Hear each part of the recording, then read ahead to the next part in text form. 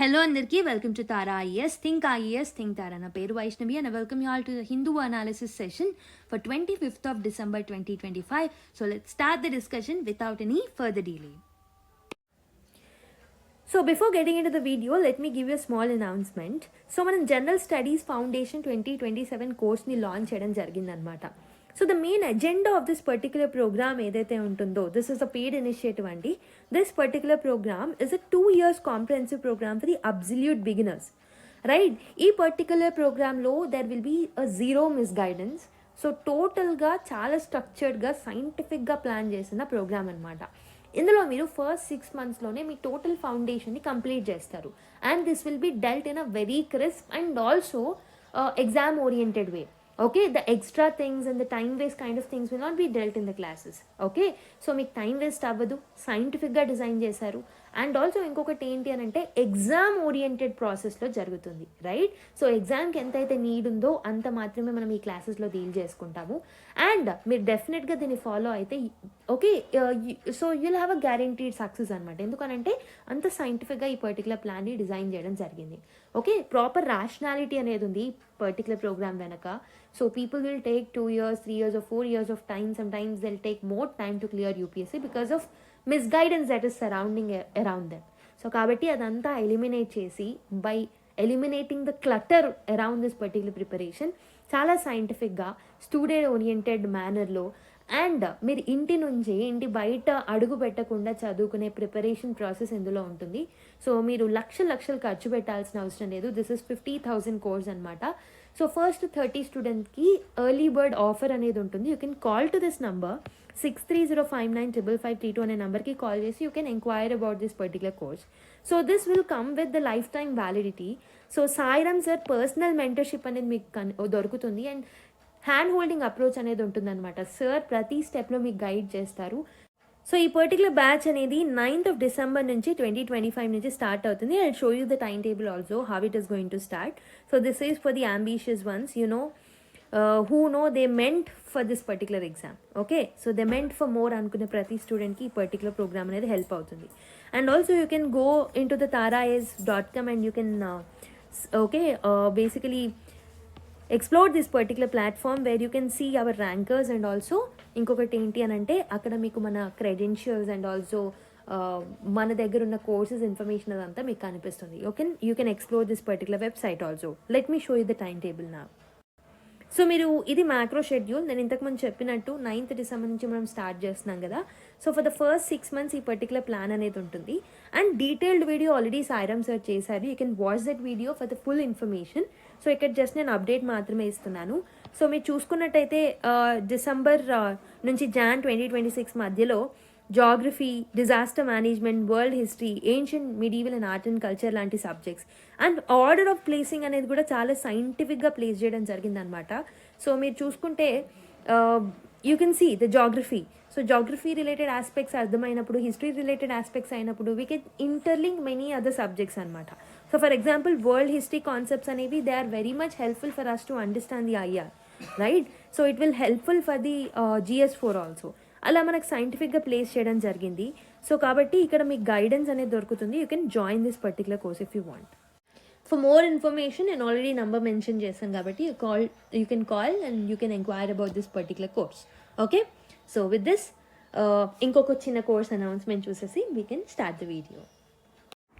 So వీడియోలోకి వెళ్ళే ముందు ఒక చిన్న అనౌన్స్మెంట్. మనం రీసెంట్గానే గరుడా అని జాగ్రఫీ మ్యాపింగ్ మాస్టరీ కోర్స్ని లాంచ్ చేశాము. So this particular course covers physical, political, environment and current affairs based mapping course anamata idi. And this is a world static mapping course. Okay, world mapping idi, Indian mapping kaadu. So previous year questions based cheskoni strategy అనేది frame చేయడం జరిగింది to prepare and complete this particular course. And ప్రతి continent తీసుకొని each and every కాంటినెంట్లో important locations and తరచుగా UPSC favourite areas and also తరచుగా మనం న్యూస్లో చూసే కొన్ని ఏరియాస్ని స్పెసిఫిక్గా కవర్ చేస్తూ ఉంటాము. Theme wise like mountains, plains, plateaus, rivers etcetera. So this will be helpful for your other important areas also, like geography నేర్చుకోవడానికి, హిస్టరీలో ఇంపార్టెంట్ లొకేషన్స్ని లొకేట్ చేసుకోవడానికి, విజువలైజ్ చేసుకోవడానికి, కొన్ని థింగ్స్ని అర్థం చేసుకోవడానికి ఇది హెల్ప్ఫుల్ అవుతుంది. ప్రాక్టీస్ బుక్లెట్ ఇస్తాము with high resolution mappings and 3 practice టెస్ట్లు ఉంటాయి for smart and effective revision. The course is just for $499. If you want to enrol 6305955532 అనే నెంబర్కి కాల్ చేసి you can enrol in to this particular course. Okay, ఇదే కాదు, you can explore our website also. You can find an number of courses like world history course launch చేశాము and anthropology courses launch చేశాము. And other than that TGPSC related courses ఉన్నాయి, EPPSC related courses ఉన్నాయి. And రీసెంట్గా free initiative start చేశాము. So Venkat sir has started the economy course in the YouTube for free. So kindly subscribe to our channel, right? So and also Sairam sir మధ్య మధ్యలో world history classes upload చేస్తారు. Daily బేసిస్లో anthropology answer writing కోర్సెస్ని upload చేస్తున్నారు. So మీరు ఒక్కసారి మా ఛానల్ని సబ్స్క్రైబ్ చేసుకోండి అండ్ మా వెబ్సైట్ని ఎక్స్ప్లోర్ చేయండి, మా యాప్ని ఎక్స్ప్లోర్ చేయండి. Definitely you will find something which is useful to you. Okay, so let's start the video without any further delay. New labour codes the threats to informal workers అని చెప్పేసి ఒక editorial article రావడం జరిగింది. This article is written by R. Geeta. She is the advisor to the Unorganized Workers Federation. And the second author of this article is Preeti Narayan. So she is the assistant professor in the Department of Geography of University of British Columbia. So వీళ్ళిద్దరు ఇచ్చిన inputs ఏమున్నాయి అనేది ఈ particular ఆర్టికల్లో నుంచి తెలుసుకోవడానికి ప్రయత్నిద్దాం, right? So this article is saying that India యొక్క న్యూ లేబర్ కోడ్స్ ఏవైతే ఉన్నాయో, so these are harmful for informal workers. ఇక్కడ మీరు చూసుకున్నట్టయితే, సో ఆర్ గీత గారు, she is an adviser of unorganised workers federation, కాబట్టి she is the one who can actually tell what are the real problems that they might get with this particular new labor laws. Okay, so మనకు మంచి inputs అనేవి మనకి ఈ article నుంచి వస్తాయి. So కాబట్టి ఈ న్యూ లేబర్ లాస్ ఏవైతే ఉన్నాయో దీస్ ఆర్ హార్మ్ఫుల్ అని చెప్పేసి తన యొక్క ఒపీనియన్ అనమాట. ఈవెన్ దో గవర్నమెంట్ ఏం చెప్తుంది, అన్ని వర్కర్స్కి, అన్ని రంగాల్లో ఉన్న వర్కర్స్కి కూడా, ఆర్గనైజ్డ్ అయినా, ఫార్మల్ అయినా, ఇన్ఫార్మల్ అయినా, అన్ఆర్గనైజ్డ్ అయినా, ఎవరికైనా ఇవి హెల్ప్ చేస్తాయని చెప్పేసి అంటున్నారు. కానీ so according to author, they are not helpful for the unorganized workers. So first of all we need to know who are informal workers. Informal workers ante evaro manaku telisi undali. So basically the one who do not actually perform the permanent jobs, who does not have a permanent jobs, are informal workers. And also వాళ్ళకి return contracts అనేవి ఉండవు. Employers ఎవరైతే ఉంటారో వాళ్ళతో ఎంప్లాయీస్కి return contracts అనేవి ఉండవు అనమాట. So this is not a contract job also. And the other important provision of this informal workers is they do not get benefits like provident fund benefits కానివ్వండి, సోషల్ సెక్యూరిటీ బెనిఫిట్స్ కానివ్వండి, paid leaves కానివ్వండి, or any other kind of job security అనేది informal వర్కర్స్కి ఉండరు. For example what I can tell you is construction workers, agricultural labourers, beedi workers, right? And domestic workers ఎవరైతే ఉంటారో వాళ్ళు, street vendors, salt pan workers, వీళ్ళందరినీ మనం informal workers యొక్క కేటగిరీకి కేటగరైజ్ చేయొచ్చు. సో బేసికలీ ఇన్ఫార్మల్ వర్కర్స్ ఎవరైతే ఉన్నారో they actually make up to more than 90%. So they make up to more than 90% of India's total workforce. Okay, and also they contribute around 65% to the GDP of the nation anamata, right? So మరి ఈ informal workers అంటే ఎవరు, so and ఎంత contribute చేస్తున్నారు, ఎంత proportion of total పాపులేషన్లో ఉన్నారు అనేది మనకు అర్థమైంది, బేసిక్ థింగ్ అర్థమైంది. So now let's go back to the new labour codes. So what are the new labour codes? New labour codes ఏంటి అని అంటే, so the government has replaced many older labour laws and it has consolidated them into 4 important labor codes, right? ఒకటి industrial relations code, ఇంకోటి wages code, ఇంకోటి social security code, ఇంకొకటి వచ్చేసి occupational safety, health, working conditions code. ఇలా 4 headings కింద ఈ new labour కోడ్స్ని తీసుకురావడం జరిగిందనమాట. సో గవర్నమెంట్ ఏం చెప్తుంది అని అంటే, ఈ న్యూ లేబర్ కోడ్స్ ఏవైతే ఉన్నాయో ఇవి లాస్ని సింప్లిఫై చేస్తాయి, right? They will simplify the laws. And also they will combine the old laws, right? And also social security అనేది ప్రతి రంగానికి వచ్చేలాగి పర్టికులర్ కొత్త చట్టాలు అనేవి యూజ్ అవుతాయని చెప్పేసి ఈ ఆర్టికల్ యొక్క కోర్ ఒపీనియన్ అనమాట, గవర్నమెంట్ యొక్క కోర్ ఒపీనియన్ అనమాట. బట్ ఈ ఆర్గ్యుమెంట్ ఏదైతే గవర్నమెంట్ ఇచ్చిందో ఈ న్యూ లేబర్ కోడ్స్ని తీసుకొచ్చినప్పుడు, సో అకార్డింగ్ టు గీతా గారు and Preethi Narayan garu, that is the authors of the articles ప్రకారం ఏదైతే గవర్నమెంట్ ఆర్గ్యుమెంట్ ఇచ్చిందో దోస్ ఆర్ నాట్ ట్రూ అని చెప్పేసి వాళ్ళ యొక్క ఒపీనియన్ అనమాట. Especially unorganised sector or informal workers ఎవరైతే ఉన్నారో వాళ్ళకి పాజిటివ్స్ లేవు ఈ పర్టికులర్ ఇష్యూ వల్ల, there are lot of problems అని చెప్పేసి వాళ్ళు అంటున్నారు. So what are the different problems that they are quoting? First important problem that they are quoting is the no proper consultation. There was no proper consultation. Normally labor laws అనేవి they have to be discussed with the workers unions అనమాట. Employers ఎవరైతే ఉంటారో వాళ్ళని consult చేయాలి, government needed to be a stakeholders. So అలా different స్టేక్ హోల్డర్స్ని consult చేయాలి. And also there is something called as India's labour conference. So ILC అనేది జరుగుతూ ఉంటుందన్నమాట. ఈ ఐఎల్సీలో కూడా దాని గురించి డిస్కస్ చేయాలి. బట్ దీస్ కోడ్స్ ఏవైతే కొత్త కోడ్స్ ఉన్నాయో these were not passed with proper discussion. Okay, so బేసిక్గా వర్కర్ ఆర్గనైజేషన్స్ని కన్సల్ట్ అవ్వలేదన్నమాట. That is actually a problem. So second important thing ఏంటి అని అంటే ఇన్ఫార్మల్ వర్కర్స్ని టోటల్గా ఇగ్నోర్ చేయడం జరిగిందనమాట. So informal workers were totally ignored in this. So except for the social security code మనం చూసుకుంటే మిగతా 3 కోడ్స్లో కూడా, so I'm sorry, except for the social security code మిగతా 3 కోడ్స్లో కూడా so they have been ignored అనమాట. సో సమ్ స్పెషల్ లాస్ ఏవైతే ఉన్నాయో that protected the informal workers earlier were now removed actually. So this is the worst case scenario అని చెప్పొచ్చు. For example BOCW act అనేది ఉండేది 1996ది. సో ఇది informal వర్కర్స్కి కొంచెం protection ఇచ్చేది, కానీ దీన్ని రిపీల్ చేసి పడేశారనమాట. And the problem number 3 that they are quoting, the author is quoting ఏంటి అని అంటే సేఫ్టీ రూల్స్ ఏవైతే ఉండినావో especially for the construction workers వాటన్నిటిని రిమూవ్ చేయడం జరిగిందనమాట. So under the old BOCW construction వర్కర్స్కి సంబంధించిన చట్టం ఏదైతే ఉంటుందో సో దాంట్లో ఒక 180 డీటెయిల్డ్ సేఫ్టీ రూల్స్ అనేవి ఉండేవి. కన్స్ట్రక్షన్ సైట్స్లో ఎలాంటి సేఫ్టీ ఎక్విప్మెంట్ ఉండాలి, సైట్ని ఎలా ఇన్స్పెక్ట్ చేయాలి, అండ్ ఆల్సో యాక్సిడెంట్ని ఎలా ప్రివెంట్ చేయాలనేది మనకు డీటెయిల్గా అందులో మెన్షన్ చేసి ఉండేది.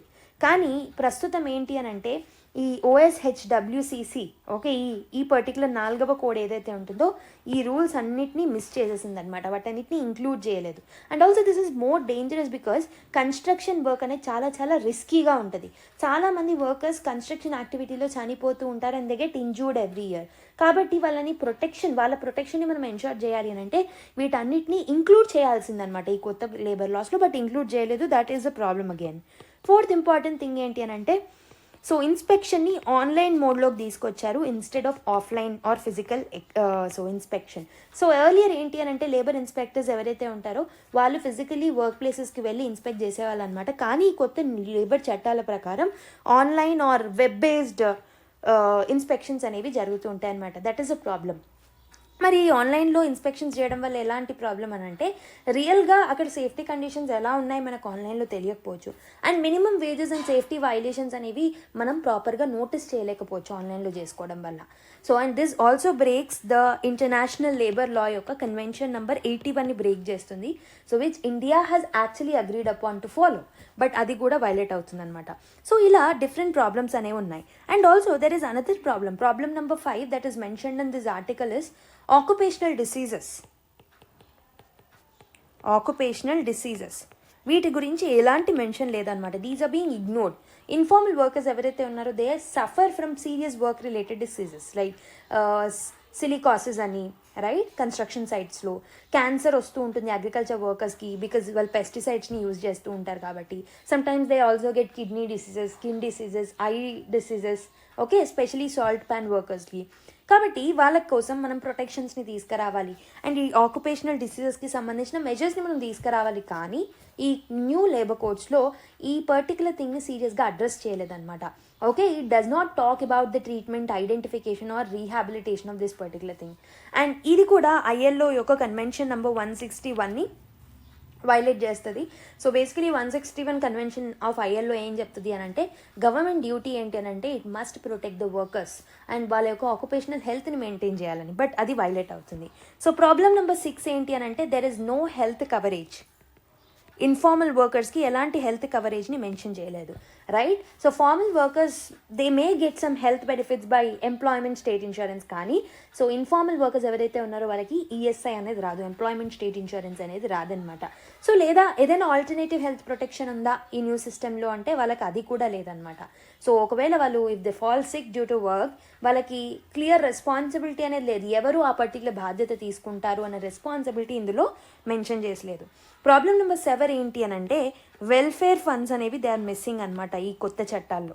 వెల్ఫేర్ ఫండ్స్ గురించి ఎలాంటి మెకానిజమ్స్ని తీసుకురాలేదు. సో సర్టన్ ఇండస్ట్రీస్ ఏవైతే ఉంటాయో they pay actually some cess. So ఈ సెస్ అనేది వర్కర్స్ యొక్క వెల్ఫేర్కి యూజ్ చేయాలి యాక్చువల్లీ. సో ఈ మనీ అనేది వెల్ఫేర్ బోర్డ్స్కి వెళ్ళాలి, ఎస్పెషలీ బీడీ వర్కర్స్ ప్రొటెక్షన్స్కి, మైనింగ్ వర్కర్స్ ప్రొటెక్షన్కి, సాల్ట్ వర్కర్స్ ప్రొటెక్షన్కి. ఓకే, బట్ జిఎస్టీ ఇంట్రడక్షన్ తర్వాత ఈ సెసెస్ని రిమూవ్ చేయడం జరిగిందనమాట. ఈ లేబరర్స్కి యూజ్ చేసే సెసెస్ ఆర్ వర్కర్స్ వెల్ఫేర్కి యూజ్ చేసే సెసెస్ అనేవి రిమూవ్ చేయడం జరిగిందనమాట. సో దాని ప్లేస్లో ఇంకో రీప్లేస్మెంట్ని కూడా తీసుకురాలేదు. కాబట్టి there is no guaranteed money for informal workers welfare. That is another problem. Problem number 8 ఏంటి అని అంటే one welfare board for all the informal workers.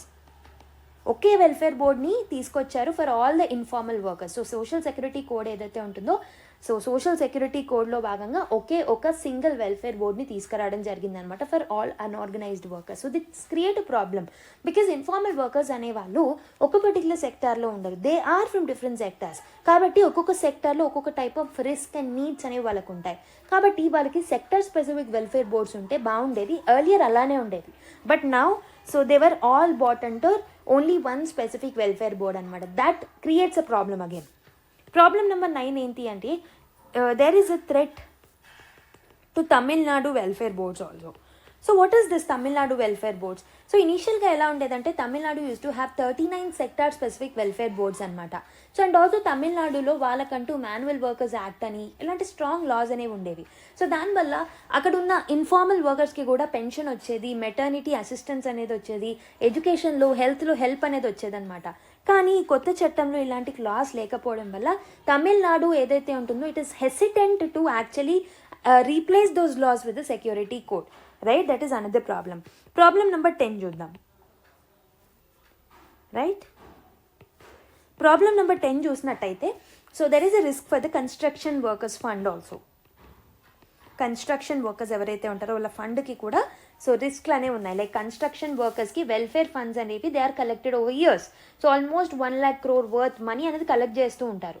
So with the eShram registration system central government ఏం చేస్తుంది అంటే ఈ ఫండ్స్ అన్నిటినీ తన కంట్రోల్లోకి తీసుకొని స్టేట్స్ తీసుకోవడం వల్ల ఈ కొత్త చట్టంలో ఈశ్రమ్ రిజిస్ట్రేషన్ అనేది కంపల్సరీ చేయడం వల్ల స్టేట్స్ అథారిటీ అనేది లూజ్ అవుతారనమాట. States will lose that particular authority over the money meant for the workers. అంటే కన్స్ట్రక్షన్ వర్కర్స్కి రావాల్సిన మనీ అనేది సెంటర్ చేతిలోకి వెళ్ళిపోతుంది. That creates a problem. State is losing the authority అనమాట. సో ఇలా ఒక 10 ప్రాబ్లమ్స్ని సో ఆథర్స్, ఇక్కడ ఉన్న ఇద్దరు ఆథర్స్ చాలా బ్యూటిఫుల్గా ఎక్స్ప్లెయిన్ చేయడం జరిగిందనమాట. వెరీ వెరీ యూనిక్ పాయింట్స్ అని చెప్పొచ్చు. మరి what is author suggesting? So what is author suggesting అని అంటే సో స్టేట్స్ లైక్ కేరళ ఏవైతే ఉన్నాయో they have refused to implement the codes అనమాట. Right, and also states of Tamil Nadu, Kerala, these are hesitant to implement this particular codes. Tamil Nadu అనేది it should protect it's welfare boards, it should protect it's state labour laws. కాబట్టి వాళ్ళు hesitant అవుతున్నారు in order to implement this particular thing. And also they are actually demanding some saving క్లాసెస్ని కూడా mention చేయండి so that మేము ముందు ఇచ్చే ప్రొటెక్షన్స్ని మేము కంటిన్యూ చేస్తామని. రైట్, సో బట్ దాన్ని మనము కన్సిడరేషన్లోకి తీసుకోవట్లేదని చెప్పేసి ఆథర్ అంటున్నారు అనమాట. ఐ మీన్ మనము in the sense central government.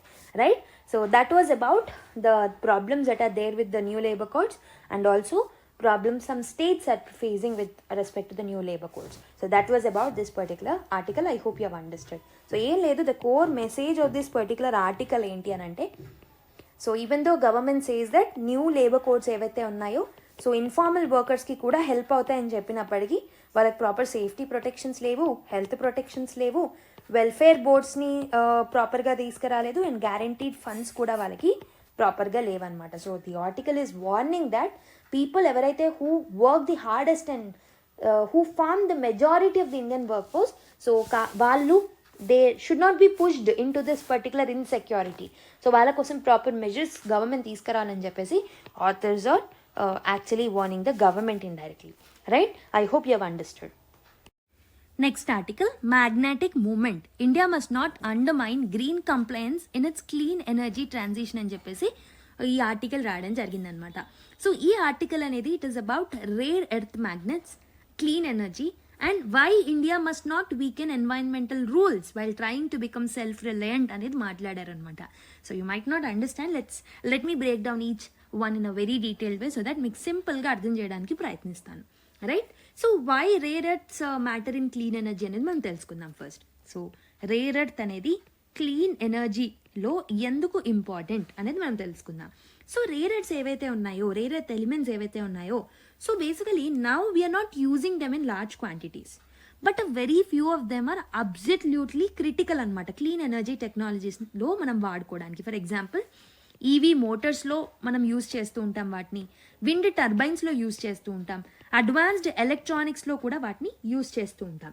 And the most important usage ఏంటి అని అంటే, so high performance permanent magnets ఏవైతే ఉంటాయో వాటిలలో చాలా చాలా ఇంపార్టెంట్ అనమాట ఈ పర్టికులర్ క్రిటికల్ ఎలిమెంట్స్ యొక్క యూసేజ్ అనేది. Especially neodymium iron boron NdFeB magnets ఏవైతే ఉంటాయో వీటిలో చాలా చాలా క్రూషియల్ అనమాట మనకి ఈ పర్టికులర్ రేర్ ఎర్త్ ఎలిమెంట్స్ అనేవి. So these magnets are not available, EV production అనేది స్లో డౌన్ అవుతుంది. Okay, first important thing is EV production will slow down ఈ పర్టికులర్ క్రిటికల్ ఎలిమెంట్స్ అనేవి లేకపోతే. అండ్ విండ్ ఎనర్జీ ప్రాజెక్ట్స్ ఏవైతే ఉన్నాయో they'll get delayed.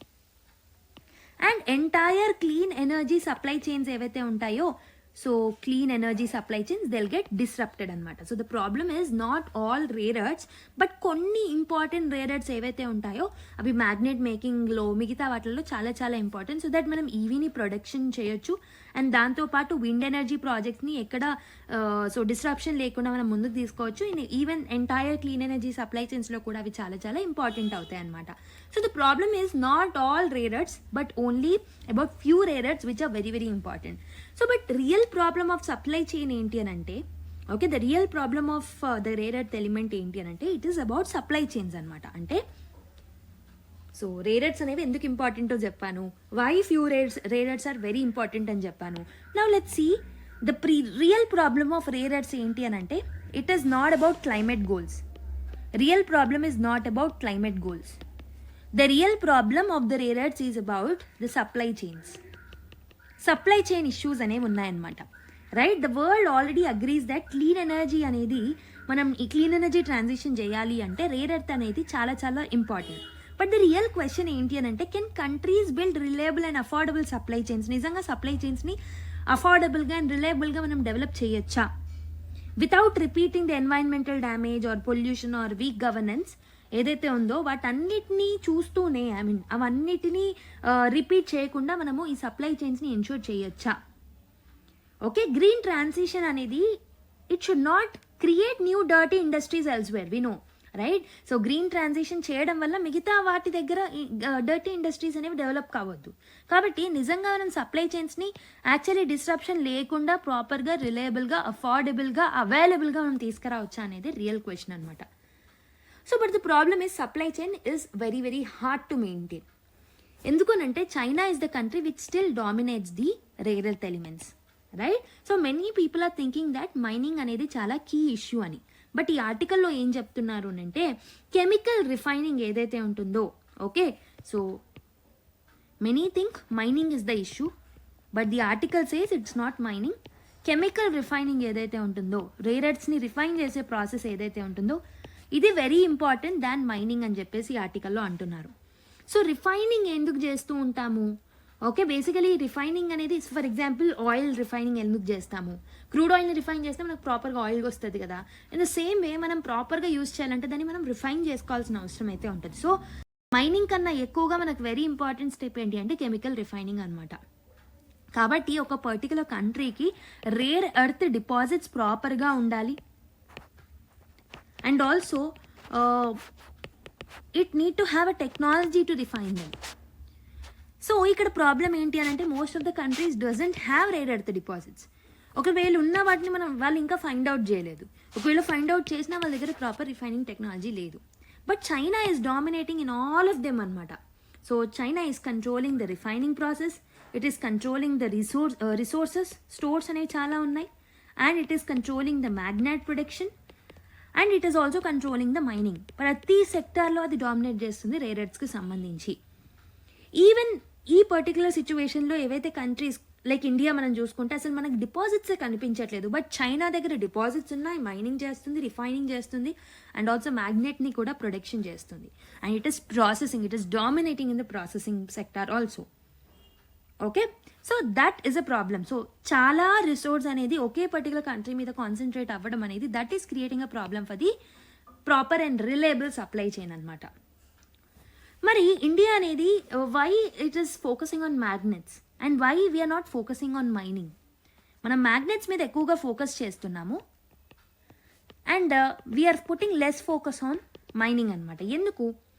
So by late 2025 అంటే 2025 ఎండింగ్లో మనం చూసుకుంటే India has shifted it's attention to making magnets, not only extracting the minerals, అంటే మైనింగే కాకుండా మ్యాగ్నెట్స్ ప్రొడక్షన్ వైపు కూడా మనం పెట్టుకోవడం జరిగింది. ఎందుకంటే ప్రొడక్షన్ కూడా very very important. So that is what I'm telling. Mining ఒకటే ఉంటే సరిపోదు, రిఫైనింగ్, ప్రొడక్షన్ అనేది అవసరం. అందుకే మన ఫోకస్ని షిఫ్ట్ చేయడం జరిగిందనమాట. సో దాంట్లో భాగంగానే India has announce 7,280 crore worth స్కీమ్ని మనం లాంచ్ చేయడం జరిగింది, అనౌన్స్ చేయడం జరిగింది, to produce 6,000 tons of sintered rare earth permanent magnets అనమాట. వీటిని ప్రొడ్యూస్ చేయడానికి మనము పర్ ఇయర్ ఇంత అమౌంట్ని మనము సో ఈ స్కీమ్ కింద అలొకేట్ చేయడం జరుగుతుంది అనమాట. వై దిస్ మ్యాటర్స్ అంటే ఇండియా అనేది it imports most high performance magnets ఏవైతే ఉంటాయో వాటిని మనం ఇంపోర్ట్ చేసుకుంటున్నాం ప్రస్తుతం. అండ్ ఆల్సో ఈ పర్టికులర్ ఇంపోర్ట్ అనేది ఎక్కువగా చైనా లాంటి కంట్రీస్లో నుంచి చేసుకోవడం వల్ల డిపెండెన్సీ అనేది పెరిగిపోతుంది. It will cause risk, supply chain disruptions అనేవి ఏర్పడే ఛాన్సెస్ అనేవి ఉంటాయి. సో కాబట్టి making magnets locally will help us being dependent on them. And also మనం మ్యాగ్నెట్స్ డెవలప్ చేసినట్టయితే సో ఈవీ మ్యానుఫ్యాక్చరింగ్లో మనకు అది హెల్ప్ఫుల్ అవుతుంది, విండ్ టర్బైన్ కాంపనెంట్స్ తయారీలో అది మనకు హెల్ప్ అవుతుంది, ఎలక్ట్రానిక్స్ మ్యానుఫ్యాక్చరింగ్లో ఆర్ అడ్వాన్స్డ్ మ్యానుఫ్యాక్చరింగ్లో అది మనకి హెల్ప్ అవుతుంది. సో మ్యాగ్నెట్స్ని ప్రొడ్యూస్ చేయడం అనేది it can act as a bridge between raw materials and clean energy industries అనమాట. బట్ రేర్ ఎర్త్స్కి సంబంధించి ఫ్యూ ప్రాబ్లమ్స్ అనేవి ఉన్నాయి. So what are those problems that are mentioned in this article అనేది చూద్దాం. సో ప్రాబ్లం నెంబర్ 1 చూసుకుంటే rare earths ఏవైతే ఉన్నాయో they are linked to nuclear materials in India. So for example India యొక్క main domestic source of rare earth ఏంటి అని అంటే monazite, bearing, beach sands. So basically monazite ఉన్న బీచ్ శాండ్ ఏరియా ఏదైతే ఉంటుందో అందులో నుంచే మనకి న్యూక్లియర్ ఎనర్జీ అనేది వస్తుంది. I mean nuclear energy materials like thorium, వీటిని మనము ఈ పర్టికులర్ బీచ్ శాండ్స్లో నుంచే, మొనోజైట్ ఉన్న బీచ్ శాండ్స్లో నుంచే ఎక్స్ట్రాక్ట్ చేస్తూ ఉంటాం అనమాట. సో థోరియం అనేది మనం న్యూక్లియర్ ఎనర్జీ ప్రోగ్రామ్లో యూజ్ చేస్తాం, మనందరికీ తెలిసిందే. అండ్ ఆల్సో ఇదే పర్టికులర్ శాండే మనకి ఈ పర్టికులర్ రేర్ ఎర్త్ ఎలిమెంట్స్ యొక్క సోర్స్ అనమాట. Okay, so because of this ఈ పర్టికులర్ థింగ్ ఏమవుతుంది అని అంటే the sector fails under very strict regulation. So ఇది మనం న్యూక్లియర్ ఎనర్జీకి కూడా యూజ్ చేస్తున్నాం కాబట్టి న్యూక్లియర్ ఎనర్జీ ఈజ్ అన్సేఫ్ కాబట్టి most of the times so ఇది రెస్ట్రిక్షన్లో ఉంటుందన్నమాట. సో దాని యూసేజ్, దాని మైనింగ్, దాని ఎక్స్ట్రాక్షన్ అనేది చాలా రెస్ట్రిక్షన్లో ఉంటుంది. కాబట్టి రెండిటికి సేమ్ సోర్స్ ఉండడం వల్ల సో ఈ పర్టికులర్ దానికి రెస్ట్రిక్షన్ పెట్టడం వల్ల it will also be applicable for the rare earth elements also. Okay, so అందుకే మల్టిపుల్ రెగ్యులేటర్స్ ఉన్నారు ఈ పర్టికులర్ సోర్స్ ఎక్స్ట్రాక్షన్కి. పబ్లిక్ సెక్టర్ బాడీస్ కూడా ఇందులో ఇన్వాల్వ్ అయి ఉంటాయి. అంటే సో మైనింగ్ అనేది it cannot be very very fast, lot of regulations అనేవి ఉంటాయి కాబట్టి.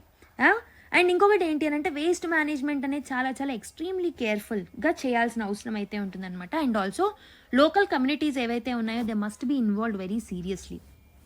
సో కాబట్టి ఎన్వైరన్మెంటల్ ప్రొటెక్షన్తో కూడిన ఆస్పెక్ట్ అండ్ సెక్యూరిటీతో కూడిన ఆస్పెక్ట్ అండ్ రెగ్యులేషన్స్తో కూడిన ఆస్పెక్ట్ కాబట్టి so this is very very critical point అని చెప్పొచ్చు. ప్రాబ్లం నెంబర్ 2 చూసుకుంటే ఎక్స్ప్లోరేషన్ చేస్తున్నాం ప్రస్తుతం ఈ particular critical minerals, but this is not enough కదా. ఎలోన్ ఎక్స్ప్లోరేషన్ చేయడం ఇట్స్ నాట్ ఎనఫ్. నార్మల్గా మనము నేషనల్ క్రిటికల్ మినరల్ మిషన్లో భాగంగా జియోలాజికల్ సర్వే ఆఫ్ ఇండియా ఏదైతే ఉంటుందో it is exploring many sites.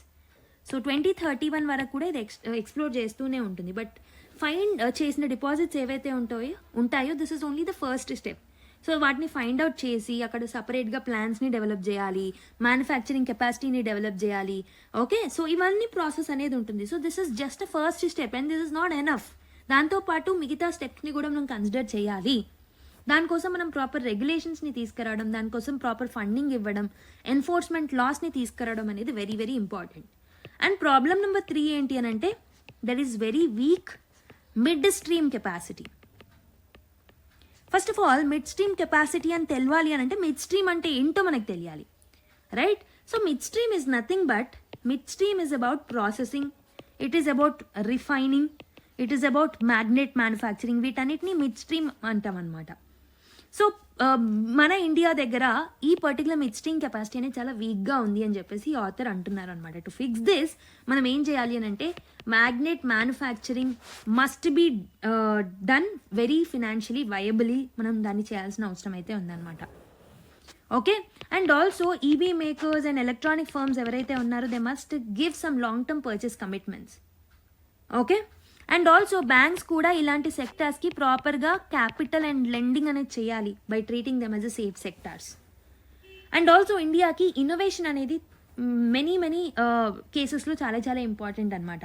ఎందుకనంటే స్కేర్స్ రేర్ ఎర్త్ ఎలిమెంట్స్ మీద డిపెండ్ అయ్యే బదులు ఏదైనా ఇన్నోవేటివ్గా ఆలోచించడం very very important, right? So this is the third problem that is mentioned in this article. సో వీటన్నిటినీ మనము సాల్వ్ చేసుకోవాలి అని అంటే గ్రీన్ కంప్లైంట్స్ అనేది very very important. So the article is warning that the next phase of green transition ఏదైతే ఉంటుందో it will not reward countries that cut the corners. ఏవైతే countries which are trying to cut the corners వాళ్ళని reward చేయకూడదు. That should not be any negative vicarious reinforcement, right? And countries ఏదైతే సక్సెస్ఫుల్గా ఉంటున్నాయో they need to supply they need to scale the supply chains. Environmental rules ni proper ga follow avvali China lanti countries.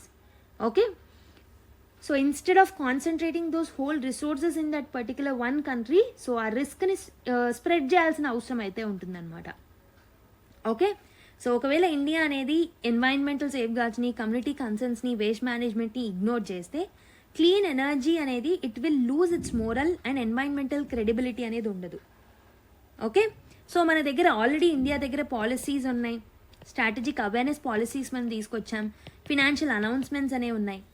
So basically what India needs now is industrial కెపాసిటీని పెంచుకోవాలి, strong governance లాస్ని తీసుకురావాలి, and also environmental క్రెడిబిలిటీని build చేయాలి. Okay, so కాబట్టి clean ఎనర్జీని ఫాస్ట్గా success చేయాలని ఒక ఉద్దేశంతో కాకుండా so we should just not think about speed or fastness or self reliance, but also దీన్ని ఒక రెస్పాన్సిబుల్ థింగ్గా, సస్టైనబుల్ థింగ్గా, ట్రస్ట్ వర్దీ థింగ్గా మనం తీసుకురావాల్సిన అవసరం అయితే ఉందన్నమాట. I hope you have understood. So కొంచెం గజిబిజిగా ఉంది I know this particular thing, but yeah, so ఏం లేదు, మనము మైనింగే కాదు మనం ప్రొడక్షన్ వైపు కూడా అడుగు పెట్టాలి, అండ్ రిఫైనింగ్ కూడా మనం ప్రాపర్గా చేయాలి.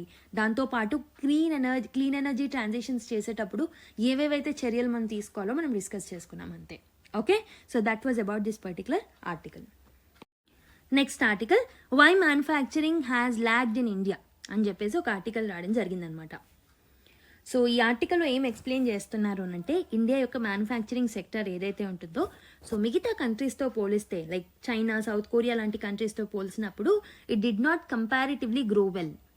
ఓకే, సో ఈవెన్ దో ఈ కంట్రీస్ అన్నీ ఒకేసారి స్టార్ట్ చేసినప్పటికీ ఇండియా అనేది it is lagging in manufacturing sector. ఎందుకు అనేది ఈ ఆర్టికల్లో మాట్లాడుతున్నారు. So the basic problem is China లాంటి దేశాలు ఆర్ సౌత్ కొరియా లాంటి దేశాలు ఏవైతే ఉన్నాయో అవి వాళ్ళ యొక్క మ్యానుఫ్యాక్చరింగ్ని చాలా స్ట్రాంగ్గా డెవలప్ చేసుకున్నాయి. సో అండ్ ఆల్సో వాళ్ళ దగ్గర ఉన్న ఫ్యాక్టరీస్ని ఎంప్లాయ్మెంట్ క్రియేట్ చేయడానికి, ప్రొడక్టివిటీని పెంచుకోవడానికి, ఇన్కమ్ జనరేట్ చేయడానికి యూజ్ చేసుకున్నాయి. బట్ ఇండియాకి సంబంధించి మీరు చూసుకున్నట్టయితే ఇండియా యొక్క మ్యానుఫ్యాక్చరింగ్ సెక్టర్ మీరు చూసుకున్నట్టయితే so the share of manufacturing to GDP almost remains same every time. Recently services కూడా they have overtaken manufacturing sector. So this has limited broad based income growth and productivity అనమాట. So దీనివల్లే India అనేది did not industrialize the way the China has done or Korea has done, South Korea has done or did. So let's see what is Aravind Subramanian sir is explaining about it. Okay, there is an economist named Aravind Subramanian. He argues that one important reason ఏంటి అని అంటే manufacturing sector success కాకపోవడానికి it is a high public sector wages అనమాట. అంటే the first reason that the author is Aravind Subramanian గారు ఏం mention చేస్తున్నారు అని అంటే so basically public sector wages అనేవి హైగా ఉండడం అనేది one of the important reasons, right? So what happened, government jobs ఏవైతే ఉన్నాయో they have been paid relatively high salaries. So workers ఎవరైతే ఉన్నారో they prefer government jobs because they are getting high salaries over the factory jobs. అందుకే manufacturing firms ఏవైతే ఉన్నాయో they have to complete they have to be competing for workers. Okay, affordable wages ఇవ్వడానికి వాళ్ళు ముందుకు రాలేకపోతున్నారు అనమాట. So దానివల్ల manufacturing కోసం ఎక్కువ వేజెస్ ఇవ్వడం వల్ల ఆర్ పబ్లిక్ సెక్టార్తో మ్యాచ్ అవ్వడానికి ఎక్కువ వేజెస్ ఇచ్చినప్పుడు సో మ్యానుఫ్యాక్చరింగ్ కాస్ట్ అనేది పెరిగిపోతుంది. ఇండియన్ ఫ్యాక్టరీస్ అనేవి కొంచెం లెస్ కాంపిటేటివ్గా మారుతున్నాయి. Okay, so to explain this particular concept he used something called as Dutch disease అనే కాన్సెప్ట్ని యూజ్ చేయడం జరిగిందనమాట. What is this Dutch disease? Originally Dutch disease అనేది it describes what happened in Netherlands after the gas was discovered in 1959. నీదర్లాండ్స్లో 1959లో gas discover అయ్యాక ఏమైందో దాన్ని డిస్క్రైబ్ చేసే ఈ పర్టికులర్ టాపికే డచ్ డిసీజ్ అనమాట. So the idea is very very simple. So basically oil are గ్యాస్ని డిస్కవర్ చేసిన తర్వాత ఒక పెద్ద ఎకనామిక్ అడ్వాంటేజ్ లాగా మనకు కనిపిస్తూ ఉంటుంది. It will appear like a big economic advantage. So basically ఈ పర్టికులర్ సెక్టార్లో వేజెస్ అనేవి పెరుగుతూ ఉంటాయి. సో మిగతా సెక్టార్స్ నుంచి వర్కర్స్ ఈ పర్టికులర్ ఆయిల్ ఆర్ గ్యాస్ సెక్టార్కి రావడం జరుగుతూ ఉంటుంది. అండ్ ఆల్సో సో దానివల్ల ఏమవుతుంది అని అంటే ఆయిల్ అండ్ గ్యాస్ ఈ పర్టికులర్ థింగ్ డెవలప్ అవ్వడం వల్ల ప్రైజెస్ అనేవి అక్రాస్ ది ఎకనామీ కూడా పెరగడం జరుగుతుంది అనమాట. Okay, and also the country will start importing more, మిగతా ప్రోడక్ట్స్ని ఇంపోర్ట్ ఎక్కువ చేసుకుంటుంది and it will export the less. దానివల్ల ఏమవుతుంది అని అంటే ద మ్యానుఫ్యాక్చరింగ్ విల్ సఫర్ అనమాట, రైట్? సో మ్యానుఫ్యాక్చర్డ్ గూడ్స్ ఏవైతే ఉన్నాయో సో హోమ్ కంట్రీలో they'll become very very expensive and also they'll become uncompetitive abroad. మరి ఈ పర్టికులర్ డచ్ డిసీజ్ అనే ఈ పర్టికులర్ కాన్సెప్ట్ అనేది ఇండియాకి ఎలా అప్లై అవుతుంది? ఈవెన్ మన దగ్గర ఆయిల్ ఆర్ గ్యాస్ లేకపోయినా India did not discover oil or gas, but the government expanded it's public sector. ఇండియాలో గవర్నమెంట్ ఏం చేసింది? పబ్లిక్ సెక్టార్ని ఎక్స్పాండ్ చేసింది అండ్ అక్కడున్న వాళ్ళకి హై సాలరీస్ ఇవ్వడం మొదలుపెట్టింది. గవర్నమెంట్ వర్కర్స్ ఎవరైతే ఉన్నారో they started earning more, they demanded more goods and services. Okay, they started high income వచ్చినప్పుడు హై పర్చేసింగ్ పవర్ ఉంటుంది కాబట్టి they start demanding more goods and services. So దానివల్ల ఏమవుతుంది? డొమెస్టిక్ ప్రైజెస్, సో మిగతా వాటిలలో ఎవరు ఇష్టం లేక ఆర్ అక్కడ సో మిగతా ఇండస్ట్రీస్ అనేవి కాంపిటేటివ్గా లేకపోవడం వల్ల డొమెస్టిక్ లెవెల్లో ప్రైజెస్ చాలా ఎక్కువగా ఉంటాయి. సో మ్యానుఫ్యాక్చరింగ్ ఫర్మ్స్ ఏవైతే ఉంటాయో ఈ గవర్నమెంట్ వేజెస్తో అవి మ్యాచ్ చేయలేకపోతాయి. సో ఒకవేళ మ్యాచ్ చేసిన హయ్యర్ కాస్ట్ ఆఫ్ ప్రొడక్షన్ పడుతుంది and they'll become less competitive abroad. So this is a Dutch డిసీజ్కి ఈ పర్టికులర్ కాన్సెప్ట్ని లింక్ చేస్తూ ఆయన చెప్పారనమాట. Okay, even without a change in the official exchange rate high domestic prices ఏవైతే ఉన్నాయో ఇండియాని లెస్ కాంపిటేటివ్గా మార్చాయన్నమాట. సో ఫర్ ఎగ్జాంపుల్ ఇండియాలో ప్రొడ్యూస్ చేసిన ఒక పర్టికులర్ సోప్ అనుకుందాం, if it is 20 rupees for 100 grams soap. So అదే పర్టికులర్ సిమిలర్ సోప్ మనము అబ్రాడ్ నుంచి ఇంపోర్ట్ చేసుకున్నప్పుడు అది 15 రూపీసే అనుకుందాం. So people will start buying this 15 rupees soap rather than 20 rupees soap. So that creates a problem అనమాట. Okay, the result will be what? So structural transformation అనేది stall అవుతుంది. What are structural transformation at first place? Structural transformation ఏంటి అని అంటే లో productivity sectors నుంచి మెల్లిమెల్లిగా high productive సెక్టార్స్కి వెళ్ళడం అనమాట. అంటే అగ్రికల్చర్ నుంచి మ్యానుఫ్యాక్చరింగ్కి, మ్యానుఫ్యాక్చరింగ్ నుంచి మెల్లిగా సర్వీసెస్కి, రైట్? బట్ ఇండియాలో అన్ఇంటెన్షనల్గా ఏమైంది? ఇండియా పాలసీ చాయిసెస్ అనేవి అన్ఇంటెన్షనల్గా స్లో ఉండడం వల్ల అగ్రికల్చర్ నుంచి డైరెక్ట్గా సర్వీసెస్కి జంప్ చేయడం జరిగింది. సో స్ట్రక్చరల్ చేంజ్ అనేది ప్రాపర్గా జరగలేదు. Okay, I hope you have understood, right? So the key question the article is raising is, if high wages were the problem, so high wages a problem aithe why didn't manufacturing become more productive over time? So over time aina adi productive ga maarali kada. In theory మనం చూసుకుంటే high wages అనేవి it will force the firms to innovate. So wages ఎక్కువ ఇవ్వాల్సి వస్తుంది కాబట్టి ఇన్నోవేషన్ని పెంచుకొని టెక్నాలజీని పెంచుకొని టెక్నాలజీలో ఇన్వెస్ట్ చేయాలని చెప్పేసి ఒక కంపెనీ అనుకుంటుంది. సో నాకు వేజెస్, సో నేను వర్కర్స్కి వేజెస్ ఎక్కువ ఇవ్వాల్సి వస్తుంది, దాని బదులు నేను ఒక మెషిన్ని కొనుక్కుంటాను, so I invest in the technology so that నాకు వర్క్ అనేది వర్కర్స్ లేకుండానే అయిపోతుంది and also I would able to produce more with less cost అని చెప్పేసి అనుకుంటారు. సో కాబట్టి దిస్ పర్టికులర్ కాన్సెప్ట్నే మనం ఏమంటామనంటే ఇండ్యూస్డ్ ఇన్నోవేషన్ అని చెప్పేసి అంటామన్నమాట. So this is called as induced innovation. Okay, induced innovation. So when labour is scarce and expensive, firms innovate చేయడానికి ప్రయత్నిస్తారు. For example, there are few examples given in the article. బ్రిటన్లో industrial revolution అనేది it happened partly because అక్కడ వేజెస్ అనేవి హైగా ఉన్నాయని. And జర్మనీలో, జపాన్లో, సౌత్ కొరియాలో కూడా ఆటోమేషన్ యూజ్ చేశారు లేబర్స్ స్కేర్స్గా ఉన్నప్పుడు, లేబర్ అవైలబుల్గా లేనప్పుడు. సో టెక్నాలజీ యూజ్ చేసినప్పుడు ఇంకా ప్రొడక్టివిటీ పెరగాలి అండ్ ఆల్సో ఇన్ టర్న్ ఉన్న వాళ్ళకి హయ్యర్ వేజెస్ ఇవ్వాల్సిన సిచ్యువేషన్ అనేది ఎదురవుతుంది.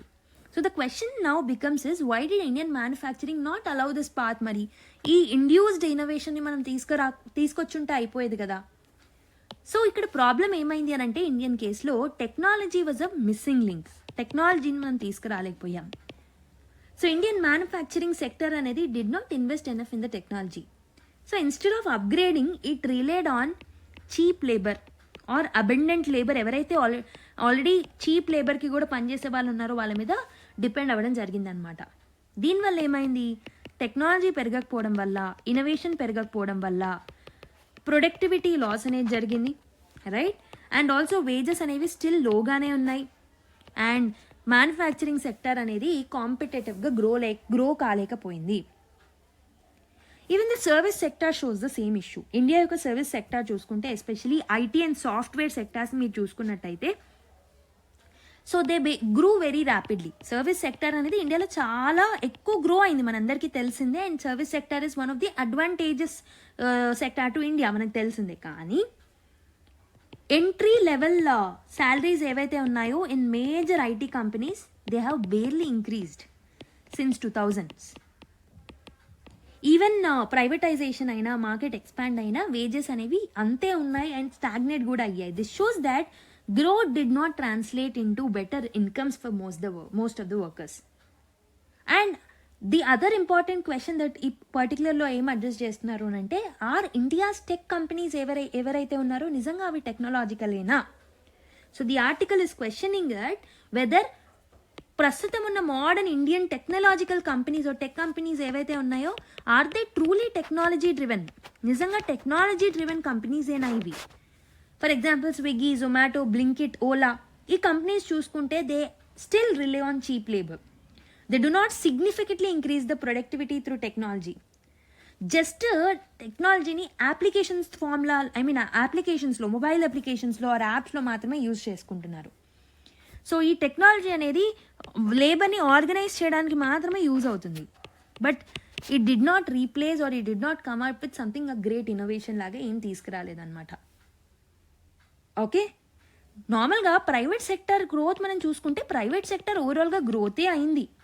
బిలియనర్స్ చాలామంది ఎమర్జ్ అయ్యారు, మార్కెట్స్ అనేవి ఎక్స్పాండ్ అయ్యాయి. But the growth was very very uneven. It is concentrated only on the top sector. Bourgeois community ఏదైతే ఉందో వాళ్ళే డెవలప్ అయ్యారు, ప్రొలెటారియట్స్ డెవలప్ అవ్వలేదు according to Karl Marx, right? So consequences ఏమయ్యాయి? ఇన్ఈక్వాలిటీస్ పెరిగాయి. Most workers are getting very very low wages. Productive growth అనేది లేకుండా పోయింది. And the one more unsolved question ఏంటి అని అంటే, the article ends by posing 2 possibilities. What are those possibilities? So basically manufacturing సెక్టర్లో ఎప్పుడైతే లో వేజెస్కి పీపుల్ అవైలబుల్గా లేరో, లేదా హై కాస్ట్ ఆఫ్ ప్రొడక్షన్ పెట్టాల్సి వస్తుందో, so basically they need to come with some innovation. కానీ ఇన్నోవేషన్ని ఆపింది గవర్నమెంట్ ఇంటర్వెన్షన్ ఏనా అనే ఒక క్వశ్చన్ని పోస్ట్ చేశారు ఈ ఆర్టికల్లో. Or did Indian manufacturing become very very comfortable with cheap లేబరా? సో రెండిట్లలో ఏ రీజన్ వల్ల వాళ్ళు టెక్నాలజీ మీద ఇన్వెస్ట్ చేయకుండా అలానే ఉండిపోయారు? ఏ పర్టికులర్ రీజన్ అయినప్పటికీ, whatever the reason maybe, either వేలో మనం చూసుకుంటే మ్యానుఫ్యాక్చరింగ్ అనేది it has failed to upgrade. Productivity and wages అనేవి స్టాగ్నేట్ అయిపోయాయి. And India has fell behind countries that used technology led industrialisation. Okay, I hope you have understood అసలు ఎందుకు Indian manufacturing sector growth అనేది ఎందుకు లేదు అని అంటే. So the author has started with the first point, that is public సెక్టర్లో wages ఎక్కువ ఉన్నాయి. So people started moving more for the public sector and they started demanding for more wages in the private దానివల్ల private companies యొక్క cost of factors of production పెరిగిపోయింది. దానివల్ల వాళ్ళు కాంపిటేటివ్గా లేకపోయారు, దానివల్ల ప్రాఫిట్స్ పొందలేదు and they did not translate into proper employment. So అలా ఓవరాల్ మ్యానుఫ్యాక్చరింగ్ సెక్టర్ అనేది బెనిఫిట్ అవ్వలేదు. ఆన్ ది అదర్ హ్యాండ్ ఎప్పుడైతే ఇలాంటి సిచ్యువేషన్ వస్తుందో we need to actually invest in technology. కానీ ఇండియన్ మ్యానుఫ్యాక్చరర్స్ ఏదో ఒక రీజన్ వల్ల, we don't know what is the proper reason, but they did not invest in technology, they relied on the cheap labour. So దానివల్ల the efforts that they have kept in did not translate into proper results. Okay, so that is what this particular article is saying. So let's look at the next article. What is the Bureau of Port Security and its role అని చెప్పేసి ఒక article రాయడం జరిగింది. So ఈ ఆర్టికల్లో bureau of port security గురించి explain చేస్తున్నారు. అసలు దాన్ని ఎందుకు క్రియేట్ చేశారు, సో ఆ పర్టికులర్ సిచ్యువేషన్ ఆర్ పోర్ట్ సెక్యూరిటీలో ఏమేమి ప్రాబ్లమ్స్ ఉన్నాయి, okay, what concerns that they are facing, ఇవన్నీ దీంట్లో మెన్షన్ చేయడం జరిగిందనమాట. So first of all let's see what is this bureau of port security. So ఇది ఒక న్యూ స్టాట్యుటరీ బాడీ అనమాట. అంటే ఒక చట్టం ద్వారా మనం దీన్ని క్రియేట్ చేసాం. 2025లోనే సెంట్రల్ గవర్నమెంట్ దీన్ని క్రియేట్ చేయడం జరిగింది. సో ఒక చట్టం ద్వారా అని చెప్పాను కదా, మరి అది ఏం చట్టం మ్యామ్ అని అంటే మర్చెంట్ షిప్పింగ్ యాక్ట్ 2025లో సెక్షన్ 13 కింద దీన్ని ఎస్టాబ్లిష్ చేయడం జరిగిందనమాట. సో ఈ పర్టికులర్ బాడీ అనేది it will work under the ministry of ports, shipping and waterways. So basically దీన్ని ఏ మోడల్లో డెవలప్ చేశారు అంటే it is modelled on BCAS, అంటే bureau of civil aviation security. దీని యొక్క మెయిన్ రోల్ ఏంటి అని అంటే, సో ఈ పోర్ట్స్ ఏవైతే ఉంటాయో, షిప్స్ ఏవైతే ఉంటాయో వాటి యొక్క సెక్యూరిటీ ఓవర్సైట్ అనేది ఈ పర్టికులర్ బాడీ చూసుకుంటుంది అనమాట. It will make sure that ports ఏవైతే ఉన్నాయో అండ్ పోర్ట్ ఫెసిలిటీస్ ఏవైతే ఉన్నాయో అవి సెక్యూరిటీ రూల్స్ని ఆర్ స్టాండర్డ్స్ని ప్రాపర్గా ఫాలో అవుతున్నాయా లేదనేది చూసుకుంటుంది అనమాట, right. And why was this particular body at first place, దీన్ని అసలు ఎందుకు క్రియేట్ చేశారు? బేసికలీ ఎర్లియర్ ఏంటి అని అంటే ఇండియా యొక్క కోస్టల్ సెక్యూరిటీ ఆర్ పోర్ట్ సెక్యూరిటీని మెనీ డిఫరెంట్ ఏజెన్సీస్ హ్యాండిల్ చేసేవి. For example Indian coast guard, navy, CISF, state maritime police, ఇలా డిఫరెంట్ అథారిటీస్ మేనేజ్ చేసేవాళ్ళనమాట. సో దానివల్ల ఏమైంది, రెస్పాన్సిబిలిటీస్ అనేవి స్ప్లిట్ అయ్యాయి, కోఆర్డినేషన్ ప్రాపర్గా లేదు, ఇన్ఫర్మేషన్ షేరింగ్ ప్రాపర్గా లేదు, సెక్యూరిటీలో గ్యాప్స్ అనేవి మొదలయ్యాయి. అందుకే in order to solve this particular problem this particular BOPS అనేది క్రియేట్ చేయడం జరిగిందనమాట. ఇది ఒక సింగిల్ కోఆర్డినేటింగ్ అథారిటీ లాగా పనిచేస్తుంది, యూనిఫామ్గా రూల్స్ అండ్ రెగ్యులేషన్స్ని, సూపర్విజన్స్ని తీసుకొస్తుంది. And it will reduce the confusion also. Overlap jurisdiction అనేది ఉండదు బిట్వీన్ డిఫరెంట్ ఏజెన్సీస్, ఓకే. మరి ఎలాంటి సెక్యూరిటీ థ్రెట్స్ని ఈ BOPS అనే బాడీ డీల్ చేస్తుంది అని అంటే, ఇండియా యొక్క పోర్ట్ అనేది చాలా చాలా టైప్ ఆఫ్ థ్రెట్స్ నుంచి ఫేస్ చేస్తూ ఉన్నాంలే మనము, okay. So not just the traditional military threats but new type of threats కూడా వస్తూ ఉన్నాయి. For example maritime terrorism develop అవుతుంది, smuggling, okay, smuggling issues like smuggling of arms కానివ్వండి, ఎక్స్ప్లోజివ్స్ కానివ్వండి, డ్రగ్ ట్రాఫికింగ్ కానివ్వండి, హ్యూమన్ ట్రాఫికింగ్ కానివ్వండి, illegal migration జరుగుతుంది through sea routes, piracy అవుతుంది, పోచింగ్ అవుతుంది, ఇల్లీగల్ యాక్టివిటీస్ అవుతున్నాయి. సో వీటన్నిటిని కంట్రోల్ చేసే బాడీయే ఇదనమాట. And cyber security is the main focus of this particular body. So modern ports ఏవైతే ఉన్నాయో they heavily depend on digital systems and IT based logistics మీద మోడర్న్ పోర్ట్స్ ఎక్కువ డెవలప్ అవుతూ ఉంటాయి. So they mostly are automated అనమాట. So కాబట్టి ఎప్పుడైతే technology మీద ఫోకస్ చేస్తున్నారో సైబర్ థ్రెట్స్ కూడా అంతే ప్రాబ్లమ్ని క్రియేట్ చేస్తాయి. సో దానివల్ల ఒకవేళ సైబర్ థ్రెట్స్ ఉంటే దానివల్ల అవ్వాల్సిన ట్రేడ్లో డిస్రప్షన్ జరుగుతాయి, సప్లై చైన్స్లో డిస్రప్షన్ జరుగుతాయి. కాబట్టి ఈ BOPS ఏం చేస్తుంది అని అంటే it will actually have a dedicated cyber security division. దీంట్లో భాగంగా ఒక సైబర్ సెక్యూరిటీ డివిజన్ని కూడా క్రియేట్ చేశాం. సో ఇదేం చేస్తుంది, IT ఇన్ఫ్రాస్ట్రక్చర్ని పోర్ట్ యొక్క IT ఇన్ఫ్రాస్ట్రక్చర్ని ప్రొటెక్ట్ కూడా చేస్తుంది ఈ particular body. And also it will share some intelligence with national cyber security agencies. Cyber security agencies ఏవైతే ఉంటాయో వాటిని ఇన్ఫర్మేషన్ షేర్ చేసుకోవడం లాంటివి కూడా చేస్తారనమాట. మరి ఈ BOPS ఇవన్నీ చూసుకోవడానికి దానికంటూ కొన్ని పవర్స్ ఉండాలి కదా. So first of all it is a statutory body, దీనికి ఒక లీగల్ అథారిటీ ఉంది. ఇది ఏమేమి పవర్స్ని హ్యాండిల్ చేస్తుంది, what the powers it will have అని అంటే ఇంటర్నేషనల్ సెక్యూరిటీ స్టాండర్డ్స్ని ఎన్ఫోర్స్ చేస్తుంది. It will ensure compliance with international ship and port facility security అనమాట, ఓకే. సో ఈ పర్టికులర్ కోడ్ని కూడా కంప్లై అయ్యేలాగా చూసుకుంటుంది. అండ్ ఆల్సో ఈ పర్టికులర్ BOPS అనే బాడీ కింద సో ప్రస్తుతం రెస్పాన్సిబిలిటీ ఎవరికి ఇచ్చారు అంటే సిఐఎస్ఎఫ్కి ఇచ్చారనమాట. It is designated as a recognized security organization నా. ఈ సిఐఎస్ఎఫ్ వాళ్ళు ఏం చేస్తారు అంటే ప్రాపర్ సెక్యూరిటీ ప్లాన్స్ని ప్రిపేర్ చేస్తారు, సెక్యూరిటీ ఆడిట్స్ని కండక్ట్ చేస్తారు, ప్రైవేట్ పోర్ట్స్ ఏవైతే ఉంటే వాటికి ట్రైనింగ్ ఇస్తారు, అక్కడ ప్రైవేట్ పోర్ట్లో సెక్యూరిటీ ఏజెన్సీస్కి ట్రైనింగ్ ఇస్తారు. ఓకే, అండ్ ఈ సెక్యూరిటీ మెజర్స్ అనేవి దెల్ బి గ్రేడెడ్. అంటే హై రిస్క్ పోర్ట్స్ ఏవైతే ఉంటాయో they'll get some strict security, low risk పోర్ట్కి అంత స్ట్రిక్ట్ సెక్యూరిటీ ఉండదు. అలా ఒక గ్రేడెడ్ ప్లాన్ని వేస్తారనమాట. అసలు ఎంటైర్గా పోర్ట్ సెక్యూరిటీ అనేది అంత ఎందుకు ఇంపార్టెంట్ మ్యామ్ అంటే ఇండియా యొక్క మెరిటైమ్ యాక్టివిటీ అనేది చాలా చాలా పెరుగుతుంది, ఎస్పెషలీ లాస్ట్ 10 years నుంచి, 1 decade నుంచి. For example there are lot of changes that we bad. Cargo handling అనేది ఇంక్రీజ్ అయింది. ఇంతకుముందు 974 MMT ఉంటే 2014లో ఇప్పుడు 1594 MMTగా పెరిగింది. అండ్ పోర్ట్ కెపాసిటీ ఏదైతే ఉందో అది కూడా ఎక్స్పాండ్ అవ్వడం జరిగింది బై 57%. షిప్ యొక్క టర్న్ అరౌండ్ టైం ఏదైతే ఉందో అది 48 hours రెడ్యూస్ అవ్వడం జరిగింది. కోస్టల్ షిప్పింగ్ యాక్టివిటీస్ పెరిగాయి, రైట్, 118% పెరగడం జరిగింది. ఇన్లాండ్ వాటర్వేస్ కార్గో ఏదైతే ఉందో they have increased 8 times. So కాబట్టి ఇవన్నీ జరుగుతున్నాయి, ఇలాంటి మైన్యూట్ చేంజెస్ జరుగుతున్నాయి. కాబట్టి with more ships, with more cargo and with more digital system security రిస్కులు కూడా అలానే పెరిగే ఛాన్సెస్ అనేవి ఉంటాయి. కాబట్టి వాటిని ఓవర్సైట్ చేయడానికి మన దగ్గర proper monitoring bodies or monitoring mechanisms ఉండాలి. సో దట్స్ వేర్ BOPSని మనం సెటప్ చేయడం జరిగిందనమాట.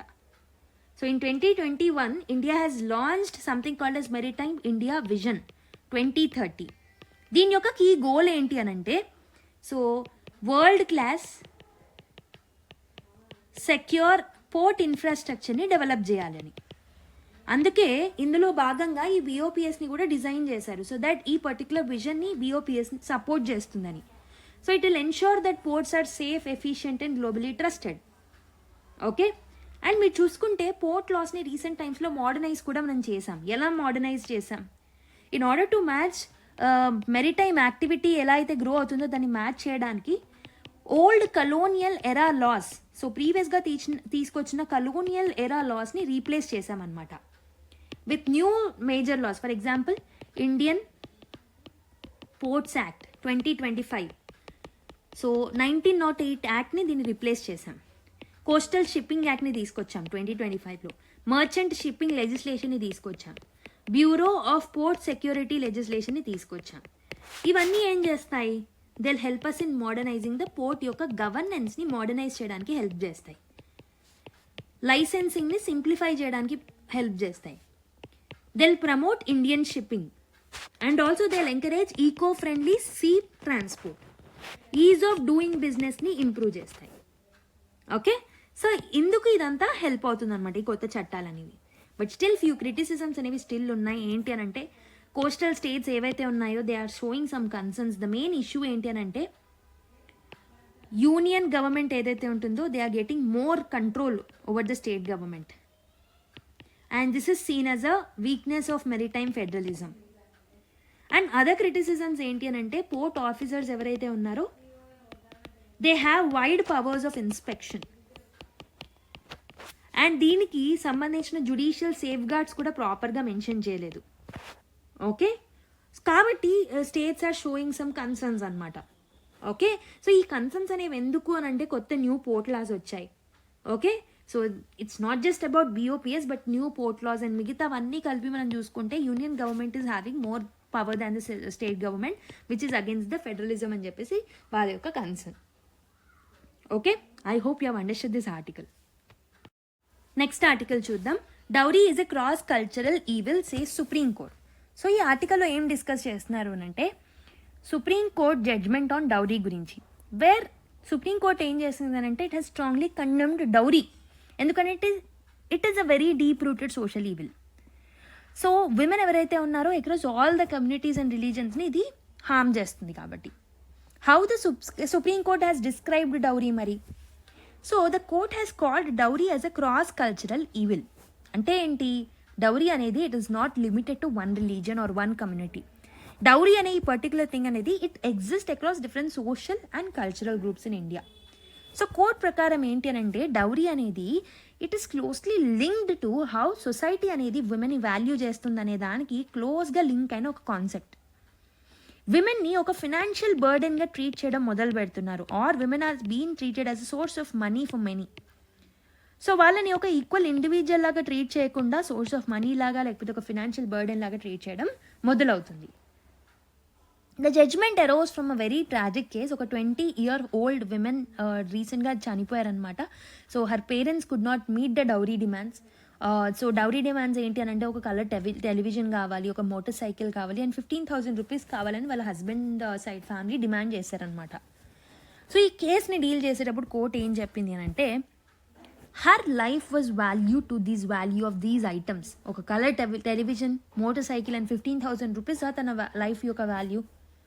This shows that extreme dehumanisation అనేది జరుగుతుంది with the name of dowry అని చెప్పేసి జస్టిస్ సంజయ్ కరోల్ గారు చెప్తున్నారు. Why dowry exist at first place? So the court explain that dowry అనేది it is linked to the social practice called as hypergamy. Hypergamy అంటే ఏంటి? Marrying daughters into families of equal or higher social status. అంటే equal status ఉండాలి లేదా higher social status ఉండాలి అనే ఒక particular ఫ్యామిలీని చూసే పెళ్ళి చేస్తూ ఉంటారు. అసలు ఎందుకు ఇది డెవలప్ అయింది హైపర్గమీ అనే కాన్సెప్ట్? ఇండియన్ సొసైటీ అనేది లాంగ్ స్టాండింగ్గా మనం చూసుకుంటే it has been patriarchal in nature.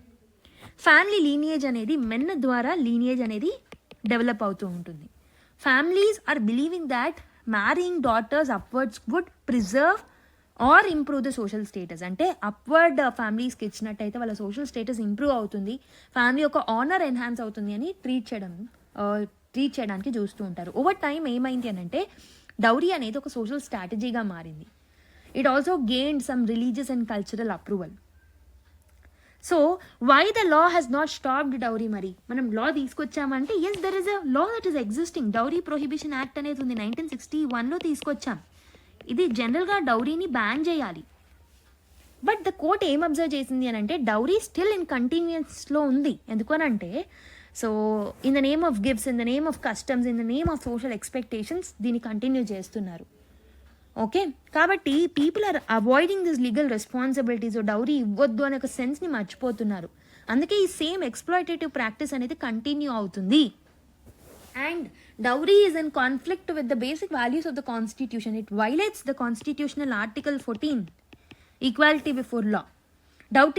Dowry అనేది ఒక ఫినాన్షియల్ కమోడిటీగా విమెన్ని ట్రీట్ చేస్తుంది, విమెన్ని ఆబ్జెక్టిఫై చేస్తుంది.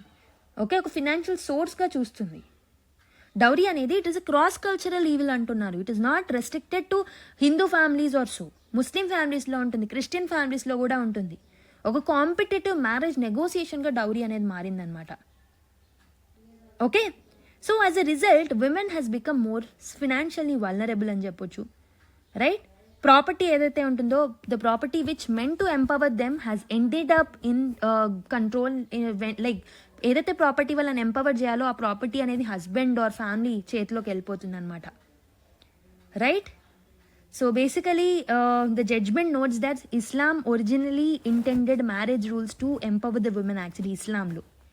బట్ డౌరీ అనే ఈ పర్టికులర్ థింగ్ ఏదైతే ఉంటుందో ఆ ఇంటెంట్ మొత్తాన్ని రివర్స్ చేసేస్తుంది. It is turning marriage into an economic transaction. Okay, కాబట్టి సుప్రీంకోర్టు కొన్ని డైరెక్షన్స్ అనేది ఇచ్చిందనమాట. So the court did not stop the criticism. It issued clear directions also. Okay, it did not stop just at criticizing it, but also it has issued some directions. So the first direction enti anante there should be some changes in education system.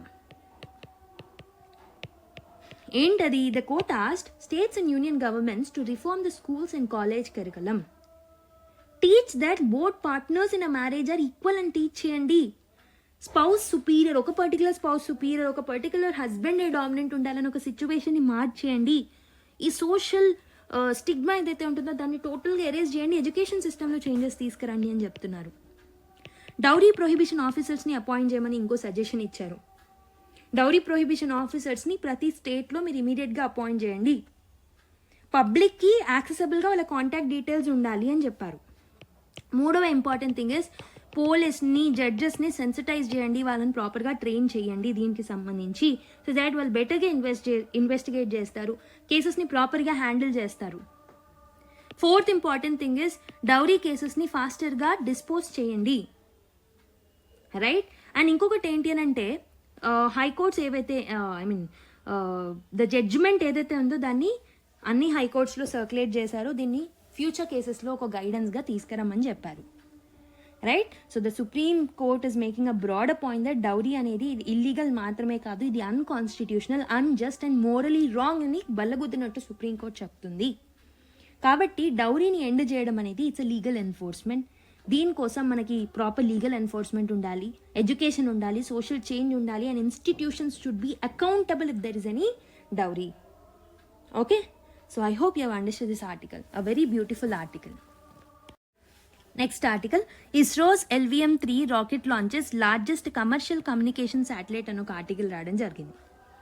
This article is about ISRO's successful launch of a very large commercial communication satellite using its LVM-3 rocket anamata.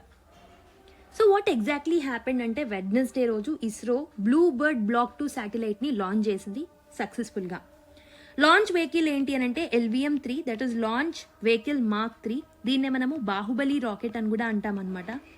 ఈ particular launch అనేది second launch pad ద్వారా Satish Dhawan space centre Sriharikota నుంచి launch చేశారు at 8:55 AM. So launch చేసిన 15 minutesకి satellite అనేది it was placed into low earth orbit. Insertion అనేది చాలా అక్యురేట్గా ప్రిసైజ్గా ఉండడం జరిగిందనమాట. So what is so special about the satellite అంటే బ్లూబర్డ్ బ్లాక్ 2 శాటిలైట్ని లాంచ్ చేసిందని చెప్పాను కదా. So this is a commercial communication satellite. This is not belongs to India, but this is developed by AST Space Mobile USA అనమాట. Almost దీని weight 6,100 kg ఉండింది. Why it is very unique అని అంటే it is largest commercial communication satellite అనమాట. ఏదైతే మనము LEOలో ఉన్న communication శాటిలైట్లో అన్నిటితో కంపేర్ చేస్తే, so this is the largest commercial communication satellite. It is the heaviest payload launched by LVM-3. That is another important thing, and it is launched from Indian soil. కాబట్టి ఇది ఒక major mile స్టోన్గా మనం చెప్పొచ్చు అనమాట. So లో earth orbit అనేది it is very closer to earth కాబట్టి ట్రెడిషనల్గా కమ్యూనికేషన్ శాటిలైట్స్ని ఇక్కడ లాంచ్ చేస్తూ ఉంటాం. సిగ్నల్ డీలే అంటే లేటెన్సీ అనేది ఎక్కువ ఉండకుండా బెటర్ కనెక్టివిటీ ఉండడానికి. So direct to mobile phone కమ్యూనికేషన్కి ఇది హెల్ప్ అవుతుంది, అండ్ హై స్పీడ్ డేటా సర్వీసెస్కి ఇది హెల్ప్ అవుతుంది. సో ఈ బ్లూబర్డ్ బ్లాక్ 2 శాటిలైట్ ఏదైతే ఉంటుందో it is a part of global LEO constellation. దీని యొక్క పర్పస్ ఏంటి అని అంటే, so space based cellular broadband సర్వీసెస్ని అందజేయాలనేది దీని యొక్క మెయిన్ లక్ష్యం. And also normal smart phones ఏవైతే ఉంటాయో వాటికి డైరెక్ట్గా కనెక్ట్ చేయాలి రాకెట్తో, శాటిలైట్ రైట్. అండ్ ఆల్సో దీనికోసం ఒక స్పెషల్ శాటిలైట్ ఫోన్ అనేది మన దగ్గర ఉండడం అవసరం లేదు. మన నార్మల్ మొబైల్ ఫోన్స్తో కూడా దాన్ని మనం కనెక్ట్ చేసుకోవచ్చు. That is the speciality of it. So it basically works on 4G mobile or 5G voice calls చేసుకోవచ్చు, video calls, text messaging, streaming, internet data, వీటన్నిటికీ హెల్ప్ అవుతుంది అనమాట. You can connect from anywhere any time, including the remote areas and underserved regions also. That is a main important thing over here. So ISRO chairman V Narayan గారు highlight చేసింది ఏంటి అని అంటే, satellite అనేది less than 2 kilometer ఎర్రర్లో place చేయడం జరిగింది. Level of precision అనేది it is the best globally అని చెప్పారు. హై అక్యురసీ ఉంది and advanced guidance and control systems ఉన్నాయని చెప్పారు. Okay, so this is the first dedicated commercial launch by LVM-3 కాబట్టి it's a very very important. That to US is a customer for us. So కాబట్టి ఇస్రో అనేది large and complex శాటిలైట్ని కూడా handle చేస్తుంది కాబట్టి this is a very important achievement for us, right. So future space flight missions, human space flight missions ఏవైతే ఉంటాయో like Gaganyaan, అవి కూడా ఇలానే సక్సెస్ఫుల్ అవుతాయి అని చాలామంది ఎదురు చూస్తున్నారు. Let's see what will happen. Okay, so this is అయితే వెరీ గుడ్ న్యూస్. సో ఇది 104th లాంచ్ అనమాట శ్రీహరికోట నుంచి, and this is the 9th successful mission of LVM-3, right. So yeah, with this ఈ పర్టికులర్ ఆర్టికల్ కంప్లీట్ అయింది. Now let's go to another one. Let's look at the final article. Pisa Mahotsav in Visakhapatnam turns into a melting pot of tribal culture, cuisine and sports. So Panchayat extension to the scheduled areas and a particular Pisa Act edaithe undo, it is a festival which is used to organize and celebrate tribal cultures anamata. Tribal communities evaraithe untaru across state వాళ్ళు కలిసి ఈ particular ఫెస్టివల్ని celebrate చేసుకుంటారు. Okay, so ఇందులో most of the traditions scheduled ఏరియాస్కి సంబంధించినవి కనిపిస్తూ ఉంటాయి. So So it mainly focuses on their culture, their food, their arts, their sports, their tribal identity, protection and pride. Where and how was it held అంటే విశాఖపట్నంలో 2-day event అనేది జరిగింది. 2 days. Many Indian states నుంచి చాలామంది participants వచ్చారు. So ఇందులో students, self help groups, folk artist, tribal athletes, artisans and food vendors చాలామంది వచ్చారనమాట. సో ఫెస్టివల్ అనేది చాలా ఒక లెర్నింగ్ ఎక్స్పీరియన్స్గా, ఒక రేర్ ఛాన్స్గా, అంటే డిఫరెంట్ స్టేట్స్లో ఉన్న పీపుల్ని మీట్ అవ్వడానికి హెల్ప్ చేసిందని చెప్పేసి అక్కడున్న పార్టిసిపెంట్స్ చెప్పారు, రైట్. అండ్ ఫుడ్ స్టాల్ ఏదైతే ఉంటుందో అది ట్రైబల్ యొక్క క్యూఎస్ని రిప్రజెంట్ చేసింది. ఫర్ ఎగ్జాంపుల్ హిమాచల్ ప్రదేశ్కి సంబంధించిన స్టాల్స్లో మిలెట్ జలేబీస్, చిల్తా, సిద్ధు, బటర్ టీ ఇవన్నీ ఉన్నాయి. ట్రైబల్ అండ్ ఆర్ట్ హ్యాండీక్రాఫ్ట్స్ని షోకేస్ చేశారు. ఫర్ ఎగ్జాంపుల్ మహారాష్ట్రకి సంబంధించిన స్టోన్ బ్రాస్ ఫ్యూజన్ ఆర్ట్ వర్క్ని. ఓకే, సో మధ్యప్రదేశ్కి సంబంధించిన బ్యాంబూ టాయ్స్ని సెల్ చేయడం జరిగింది. హ్యాండ్మేడ్ ట్రైబల్ ప్రోడక్ట్స్ని సెల్ చేయడం జరిగింది. గుజరాత్కి సంబంధించిన షాల్స్ని, గార్మెంట్స్ని, ఛత్తీస్గఢ్కి సంబంధించిన మిలెట్ బేస్డ్ ఫుడ్కి, ఆర్గానిక్ ఫుడ్ని, రైట్. ఐ మీన్ మధ్యప్రదేశ్కి సంబంధించిన మిలెట్స్ ఫుడ్కి ఇవన్నీ సెల్ చేయడం జరిగిందనమాట. ఓకే, అండ్ ఇక్కడ స్పోర్ట్స్ కాంపిటీషన్ని కూడా పెట్టారు. Like it is been participated by young tribal athletes. Okay, so there are arching competitions and many more జరగడం జరిగిందనమాట. ఓకే, సో ఈ పర్టికులర్ స్పోర్ట్స్ వల్ల ఎనర్జీ యాడ్ అయింది, యూత్ ఎంగేజ్మెంట్ పెరిగింది అండ్ సెన్స్ ఆఫ్ యూనిటీ పెరిగిందనమాట. And the festival has ended with some group dance performances by students. Folk dances చేశారు from different స్టేట్స్కి సంబంధించిన ఫోక్ డాన్సెస్ని. And they have shared these photos on social media. దానివల్ల tribal యొక్క culture అనేది, దానికి సంబంధించిన అవేర్నెస్ అనేది పెరగడం జరిగింది. సో ఈ పీసా మహోత్సవ్ అనేది it has created a melting point of tribal culture అనమాట. వాళ్ళ యొక్క కల్చరల్ ప్రైడ్ని ఎంకరేజ్ చేశారు అండ్ ఇంటర్ స్టేట్ బాండింగ్ అనేది మనకి రిప్రజెంట్ అయింది. Tribal artist, athletes and self help groups అందరూ ఒకరు సపోర్ట్ చేసుకున్నారు. సో ఇలాంటి ట్రైబల్ ఫెస్టివల్స్ని ఆర్ కల్చరల్ ఫెస్టివల్స్ని మనం సెలబ్రేట్ చేసుకోవడం వల్ల ఇంక్లూజన్ పెరుగుతుంది, ఎకనామిక్ ఆపర్చునిటీ అనేది పెరుగుతుంది, మ్యూచువల్ రెస్పెక్ట్ అనేది డెవలప్ అవుతుంది. Okay, I hope you have understood this article. So with this, let me end the discussion.